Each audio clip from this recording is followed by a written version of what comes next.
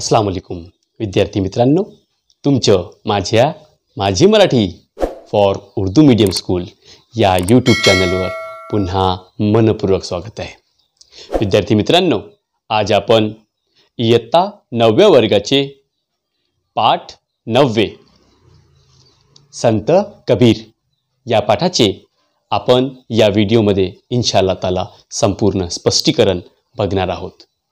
तो चला विद्यार्थ्यांनो, अपन करूँ पाठाची शुरुआत।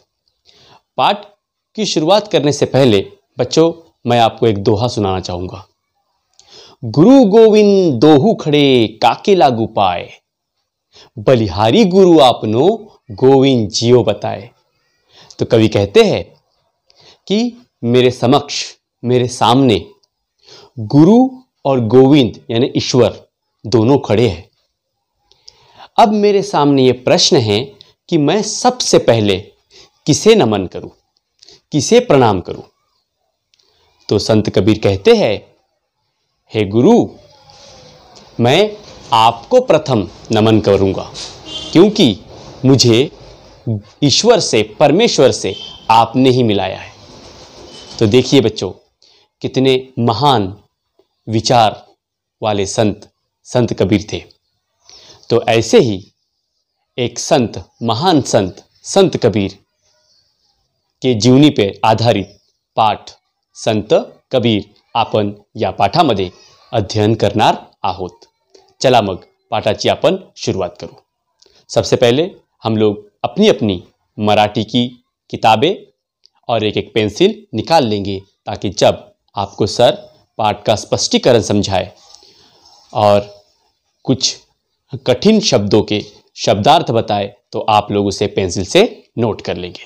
तो चलो बच्चों, हम करते हैं पाठ की सुरुवात। पाठ 9 संत कबीर। संत कबीर यांचे बालपण, त्यांच्या स्वभावाची गुणवैशिष्ट्ये, त्यांचे विचार यांचे वर्णन प्रस्तुत पाठात केलेले आहे। बालपन मतलब बचपन, गुणवैशिष्ट्ये मतलब खासियत। तो प्रस्तुत पाठ में, इस सबक में संत कबीर इनके बचपन के कुछ वाक़यात, इनकी खासियत और इनके महान विचारों का वर्णन इस पाठ में किया गया है। तो चलो बच्चों, हम करते हैं अपने पाठ की शुरुआत। कितीतरी वर्षापूर्वीची गोष्ट आहे, कितने सालों पहले की बात है। उत्तर प्रदेशात वाराणसी नावाचे एक प्रसिद्ध तीर्थक्षेत्र आहे। उत्तर प्रदेश रियासत में वाराणसी नाम का एक प्रसिद्ध फेमस तीर्थ क्षेत्र है, यानी पाक जमीन है।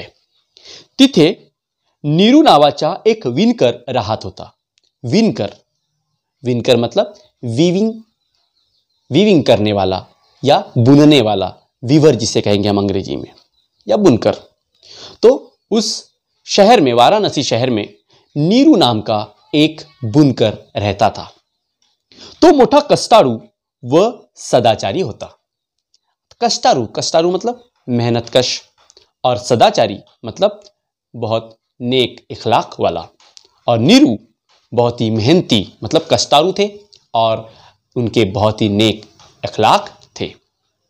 तो आणि त्याची पत्नी दिवसभर विणकाम करून आपले पोट भरत, और नीरू और उनकी पत्नी दिन भर बुनकरी का काम करके अपना पेट भरते थे। शेजारा पाजारांचा त्यांच्यावर फार लोभ होता। लोभ होने म्हणजे विश्वास होने, भरोसा होना।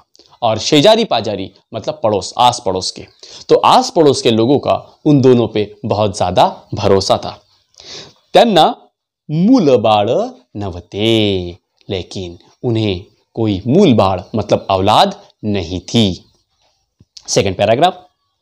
एके दिवशी मोठ्या पहाटे नीरू बाहेर पडला। एक दिन क्या हुआ कि नीरू बाहर घूमने गए। गावा बाहेर एक तालाब होता, गांव के बाहर एक तालाब था। तेथे तो गेला, वो वहां गए।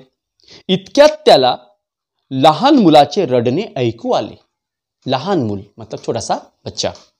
और उसी समय उन्हें तालाब के किनारे एक छोटे बच्चे की रोने की आवाज सुनाई दी। त्या दिशेने तो पुढे गेला और उस दिशा से, उस सिमत से वो आगे बढ़े। तेथे एक लहान मूल रडत पडलेले. और वहां नीरू देखते हैं कि एक छोटा सा बच्चा रोता हुआ वहां पर पड़ा है. त्याने त्याला हळूच उचलले आणि आपल्या छातीशी घेतले. नीरू ने उस नवजात शिशु को, उस छोटे से बच्चे को धीरे से उठाया, हळूच उचलले आणि आपल्या छातीशी लावले और अपने सीने से प्रेम से, मोहब्बत से लगा लिया.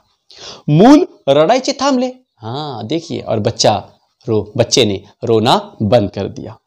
तो घरी आला आणि पत्नीला म्हणाला. और नीरू घर आए और अपने बच्चे को लेकर वो घर आए और अपने पत्नी से कहने लगे. क्या कहने लगे? बघ, आज सकाळीच आपल्याला देवानं हा प्रसाद दिला.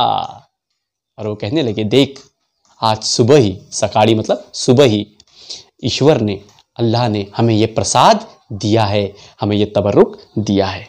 नेक्स्ट. छान आहे मुलगा, मी त्याच्या माझ्या मुलाप्रमाणेच वागवीन. और नीरू की पत्नी कहती है कि हाँ, बहुत खूबसूरत, बहुत अच्छा बच्चा है और इसे मैं अपनी औलाद की तरह, अपने बच्चे की तरह पालूंगी. Next paragraph. त्यांनी मुलाचे नाव कबीर असे ठेवले. हाच मुलगा पुढे थोर संत झाला. और नीरू ने और उनकी पत्नी ने उस छोटे से बच्चे का नाम कबीर रखे. और सामने मतलब कई समय बाद वो बच्चा संत कबीर के नाम से प्रसिद्ध हो गया, फेमस हो गया. कबीर यांना शाळेतले शिक्षण मिळू शकले नाही. कबीर को स्कूल का एजुकेशन नहीं मिला, मतलब उन्होंने पढ़ाई नहीं की थी. घरी मात्र त्यांना चांगले वळण लागले, लेकिन उन्हें घर में अच्छी तरतीब, अच्छी तालीम दी गई थी. देवाची भक्ति ते लहान असतानाच करू लागले. और भक्ति मतलब पूजा, प्रार्थना, ईश्वर की भक्ति वो बचपन से ही करने लगे थे. कोणालाही मदत करायला ते तयार असत और किसी को भी मदद करने के लिए संत कबीर हमेशा तयार रहते थे. सर्वांवरच ते प्रेम करत. सर्वांवर मतलब सभी पर ही वो प्रेम करते थे. कोणाचेही दुःख ते आपलेच समजत ते दूर करायला झटत असत. विणकाम तर ते उत्तमच करू लागले और सभी का दुख, तकलीफ, दर्द वो अपना दर्द समझते थे. और उन्हें बुनकरी का काम यानी विणकाम बहुत ही उत्तम दर्जा से, मतलब बहुत अच्छी तरह से वो विणकाम किया करते थे. Next paragraph. कबीर जसे मोठे झाले तसे पैसे ही मिळू लागले. अब कबीर बड़े हो गए और वो यानी पैसे कमाना भी उन्होंने शुरू किया. पण श्रीमंत होण्यासाठी त्यांची धडपड नव्हती. श्रीमंत मतलब अमीर, लेकिन अमीर होने के लिए उन्होंने कभी मशक्क़त, धड़पड़ मतलब मशक्क़त करना, तो धड़पड़ कभी नहीं की. अमीर बनने की उन्होंने कोशिश नहीं की. पोटापुरतेच मिळवावे व रामाची भक्ति करावी एवढेच त्यांना माहीत होते. और उन्हें सिर्फ इतना ही पता था कि पोटापुरतेच मतलब पेट को जितनी ज़रूरत है उतना ही कमाना चाहिए और राम यानी ईश्वर की भक्ति करना, ये इतना ही उन्हें पता था. विणकाम करतानाही त्यांना रामाचा कधी विसर पडला नाही. और जब वो विणकाम करते थे उस समय भी उन्होंने राम को वो कभी भूले नहीं. रात्रंदिवस त्यांना रामाचा ध्यास लागलेला और रात दिन उन्हें सिर्फ राम का ही ध्यास लगा हुआ होता था. ध्यास मतलब लगन लगना, तो राम का ही उन्हें लगन लगी रहती थी. त्यांना आता लोक संत म्हणून ओळखू लागले. और अब संत कबीर को सभी लोग संत के नाम से जानने लगे. Next paragraph. कबीर यांना चांगले लिहिता वाचता येत नव्हते और कबीर को अच्छी तरह से पढ़ना लिखना नहीं आता था, पण ते कविता रचत. लेकिन वो कविताएं बहुत अच्छे से बनाते थे, रचते थे. विनता विनता त्यांनी कितीतरी पदे व दोहे रचले.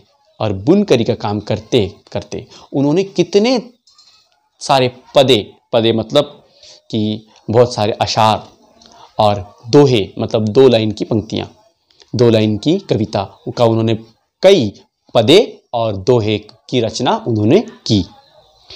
त्यात देवाची भक्ति लोकांना चांगले वागण्याचे उपदेश आहे और उन दोहे और पदों में लोगों के लिए अच्छा संदेश है। कौन सा संदेश है? देवाची अपार भक्ति, ईश्वर की अपार भक्ति का संदेश है और लोकांचे चांगले वागणे, लोकांशी चांगले वागणे, लोगों का लोगों से अच्छा बर्ताव करना, ऐसा उपदेश, ऐसी एडवाइस उसमें की गई है। आपण भेदभाव ठेवू नये, आचरण चांगले ठेवावे, ईश्वरावर श्रद्धा ठेवावी। हमें भेदभाव नहीं करना चाहिए, ईश्वरावर अपार श्रद्धा असावी, ईश्वर पे हमें अपार श्रद्धा होनी चाहिए और आचरण अच्छा होना चाहिए, हमारा बिहेवियर, हमारा वर्तन अच्छा होना चाहिए, असा उपदेश त्यांनी या दोह्यातून केला है और इन दोहों में उन्होंने ये उपदेश किया है, संदेश दिया है। नेक्स्ट पैराग्राफ, कबीर जैसे बोलत तसे वागत। संत कबीर जैसे बोलते थे, जैसा उपदेश करते थे, वैसा ही वो वागते थे, यानी बिहेव करते थे, वर्तन करते थे। ते अत्यंत दयालु होते और वो बहुत ही ज़्यादा रहमदिल थे। दयाळू मतलब रहमदिल, वो बहुत ही ज़्यादा रहमदिल थे। एके दिवशी त्यांनी कापड विणले आणि ते विकण्यासाठी ते घराबाहेर पडले और एक दिन क्या हुआ, उन्होंने एक कपड़ा बुना और उसे बेचने के लिए वो घर के बाहर निकले। वाटेत त्यांना एक भिकारी भेटला और रास्ते में उन्हें एक भिकारी मिला। त्याच्या अंगावरील कपड्याच्या नुसत्या चिंध्या झाल्या होत्या और उस गरीब के जो शरीर के ऊपर जो कपड़े थे वो पूरी तरह से चिंदी हो चुके थे, पूरी तरह से खराब हो चुके थे कपड़े। ते पाहून कबीर यांना अत्यंत वाईट वाटले और उस गरीब की वो स्थिति देखकर कबीर को बहुत ज़्यादा दुख हुआ, दर्द हुआ। त्यांना त्या भिकाऱ्याची दया आली और उन्हें उस भिकारी के ऊपर दया आई, रहम आया। त्यांनी आपल्या जवळच्या कापडांपैकी निम्मे कापड त्या भिकाऱ्यास देऊन टाकले। निम्मे मतलब आधे, और उन्होंने अपने पास के जो उन्होंने मेहनत करके जो कपड़ा बुना था उसमें के आधे कपड़े, निम्मे कापड उन्होंने उस भिकारी को दे दिया। तेव्हा तो भिकारी म्हणाला, महाराज एवढंसं कापड मला कसं पुरणार? और आधा कपड़ा लेने के बाद भी वो भिकारी संत कबीर से कहने लगा कि महाराज इतने से कापड़ में मेरा क्या होगा, इतने से कपड़े में मेरा क्या होगा, देखते अब क्या होगा। हे ऐकून कबीर यांनी उरलेले कापडही त्या भिकारीला देऊन टाकले और इतना सुनने के बाद संत कबीर ने बचे हुए कपड़े, यानी आधा जो कपड़ा उनका बचा था वो पूरा के पूरा कपड़ा उन्होंने उस भिकारी को दान कर दिया। बाजारात कापड विकायला गेलेले कबीर रिकाम्या हातानेच घरी परतले और बाजार में जो कपड़ा बेचने के लिए कबीर निकले थे उन्होंने वो पूरा दान कर दिया था। अब वो खाली हाथ ही घर लौटे। पण परतताना त्यांना किती समाधान वाटत होते, लेकिन जब वो वापस लौट रहे थे तो उन्हें बहुत ज़्यादा समाधान हो रहा था।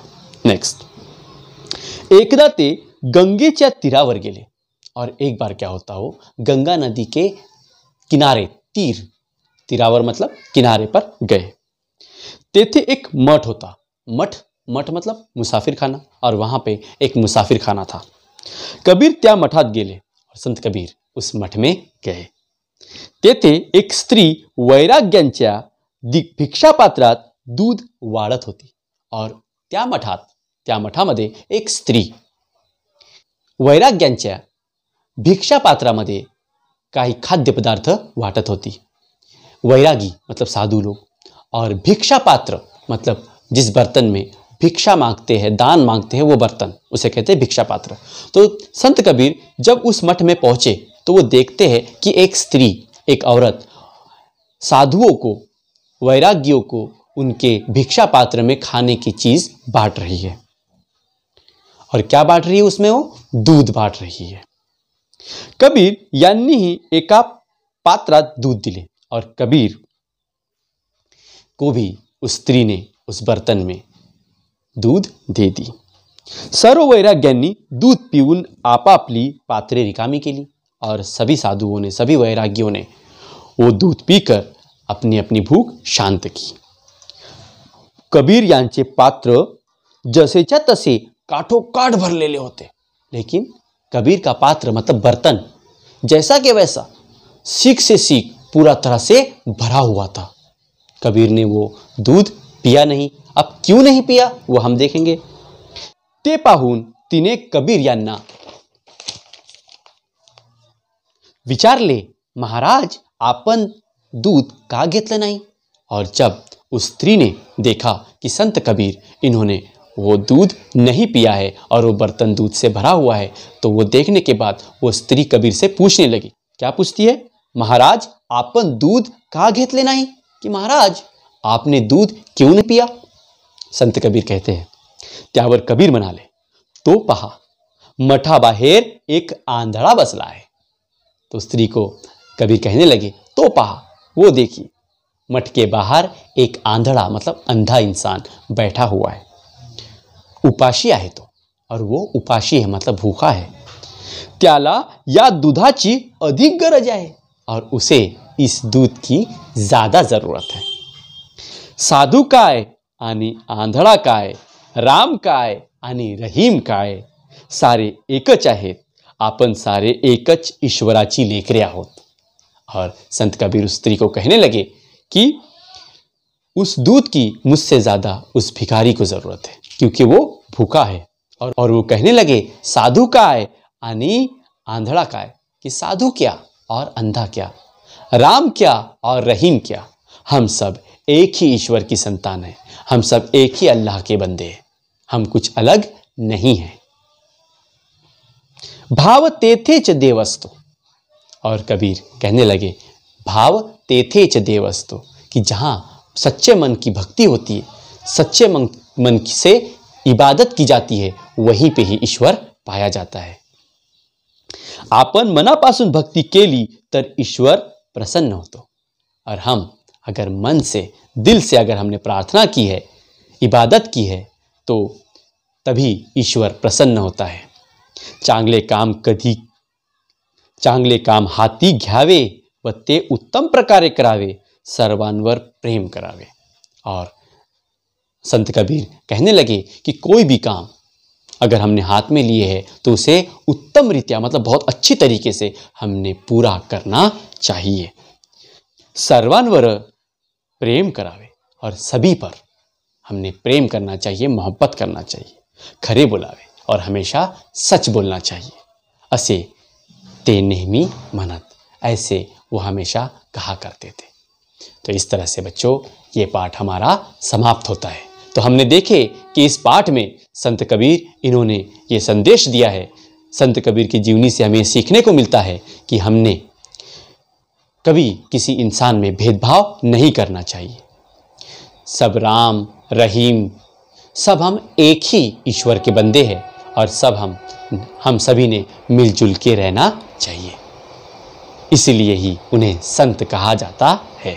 तो बच्चों, आपको इस पाठ का संपूर्ण स्पष्टीकरण समझ आया है, ऐसी मैं अपेक्षा करता हूँ और वीडियो को समाप्त करता हूँ। Thank you.